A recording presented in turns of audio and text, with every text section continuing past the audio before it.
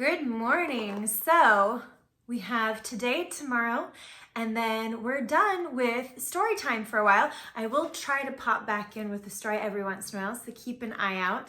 But I just want to say thank you all for coming along and watching these stories with me. It's been a lot of fun.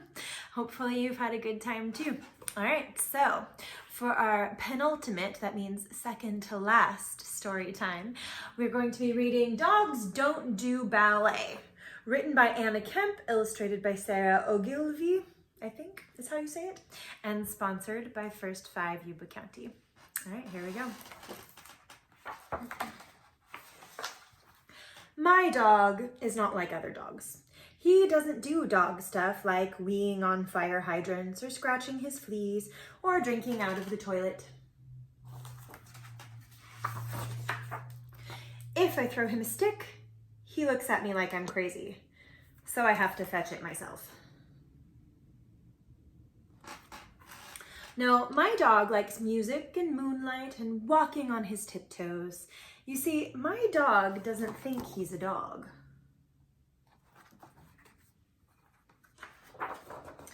My dog thinks he's a ballet dancer.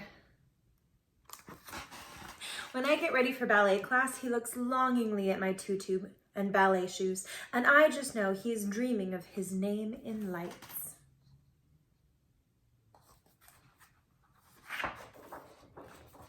Dad, I say, can Biff come too? He loves ballet. Not a chance, says Dad.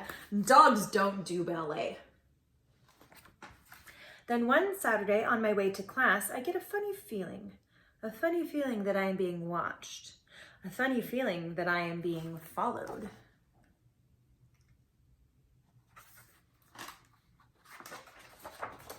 When Miss Polly is teaching us a new routine, I think I see something peeking in the window. Something with a wet nose, something with a tail. Okay, girls, said Miss Polly, who's going to demonstrate first position?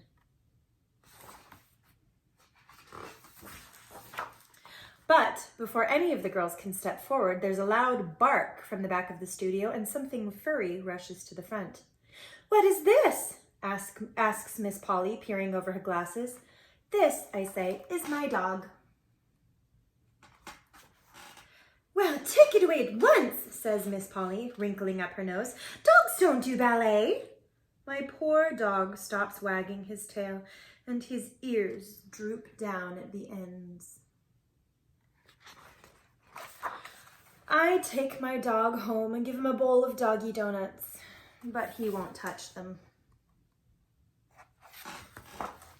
He just stays in his house for days and days, and at night he howls at the moon. Poor doggy.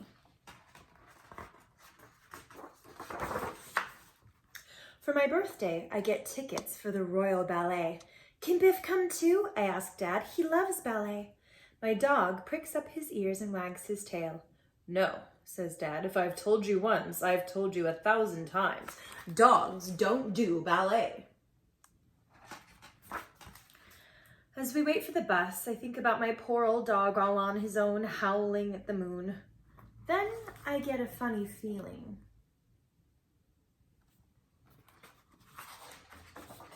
A funny feeling that I'm being watched.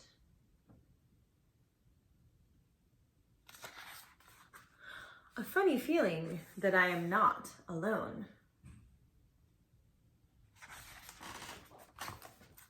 The ballet is magical. The orchestra plays as the prima ballerina dances and prances and twirls and whirls and skips and...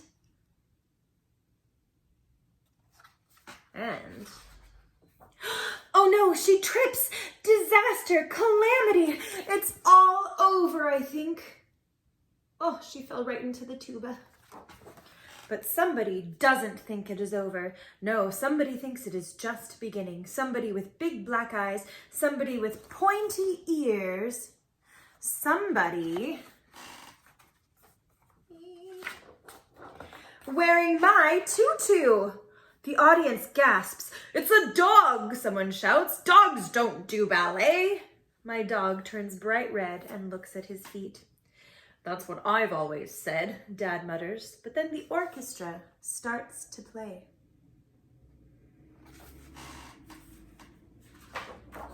And Biff dances like no dog has ever danced before. Plie, jeté, arabesque, pirouette. He is as light as a sugar puff, as pretty as a fairy.